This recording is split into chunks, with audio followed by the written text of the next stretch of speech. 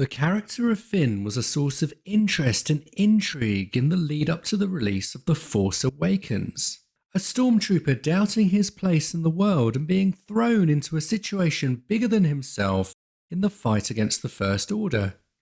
He opened the very first shot of the teaser trailer for the movie and closed the full trailer wielding a lightsaber against the Dark Force user we later learn is Kylo Ren.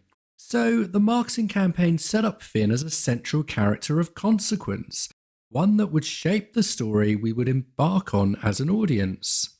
Yet what we were given was one of the greatest bait and switch moments in movie marketing history. A character we expected or hoped would represent a new direction in Star Wars. And instead we were switched with the character of Rey, a photocopy of Luke Skywalker as a young person of mysterious lineage on a desert planet who becomes a Jedi, just without Luke's hero's journey or suffering to earn that right. And back to Finn, we see not only a bait and switch, but one of the biggest missed opportunities of character development in the Star Wars saga. And to support that point in this video, I will deconstruct his screen time and show how instead of being the hero we thought might be awoken by the Force within him, we instead got a comedy sidekick who had little impact or agency in the story. So for a moment, let's return to the marketing campaign for The Force Awakens and those trailers. The trailers were, in my view, expertly crafted, and to open the teaser trailer with Finn in a stormtrooper uniform looking over the desert after the words from Snoke of "There's been an awakening, have you felt it?" said out of the gate to me, okay, this is going to be different, this is going to be interesting.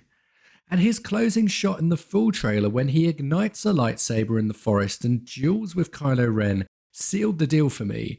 A stormtrooper that is a Jedi. What an amazing new angle and territory for Lucasfilm to explore. And by the end of the sequels we can consider that the character of Finn was different, just not in the way we expected or hoped. Less a Force user awoken by events around him, and more the foil of Rey, and sadly in The Last Jedi, more a sidekick and source of slapstick comedy. And we see this conclusion visually and instantly when we deconstruct the scenes he appears in across the 3 sequel movies. First, let's look at the number of scenes he appears in within The Force Awakens that include action or humour. These elements are staples of any Star Wars movie, and they are typically balanced to deliver a good mix of serious moments of peril and fun and levity. And in the first movie we see this balance for Finn, one where he's in the midst of the action in 12 of the scenes he appears in, and part of the fun with 16 of his scenes including humour. And generally I felt this worked without demeaning Finn's character or potential, like when Han calls him out for being a big deal, and of course when he squares up to Kylo in the final scenes in the movie. But it's at The Last Jedi that things take a turn, where Finn becomes the main source of comedy, with 32 of his scenes including humour, and by comparison a low 12 pivotal moments of action. And there is not a particular moment in the movie that things turn. He starts off as a near clown for us to laugh at, emerging from his medical room after, let's not forget, life-threatening injuries to his spine from his duel with Kylo. Yet we're near encouraged to point and laugh at him bumbling down the corridor. And things only got worse from there, with the pinnacle of his humiliation when the much maligned character of Rose Tico prevents him from his kamikaze mission to destroy the battering ram and save the rebellion. Even in this moment, he's not allowed to have agency or impact on the story. And interestingly, this imbalance of humour and action is not continued at The Rise of Skywalker, with a similar ratio of humour to action that we observed in The Force Awakens. And why might this be the case?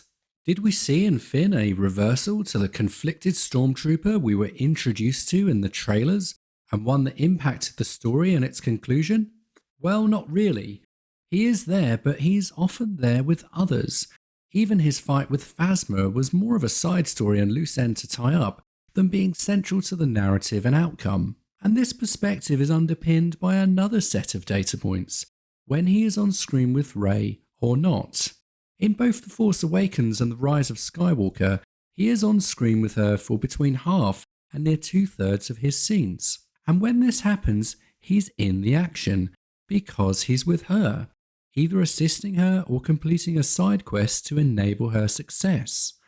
But when, like in The Last Jedi, he breaks away from her, he's a figure of fun, some light comedic relief for us to laugh at before we get back to the real story. And back to Finn's role in the marketing campaign, this is such a shame. A story of a stormtrooper defecting and discovering force powers to defeat his masters has such potential nuance and tension that it's a real miss it was not explored more. So much so that we see this topic explored in the fanfiction galaxy, inspired by what they hoped from the sequels and one must think spurred to complete the story they wanted to see.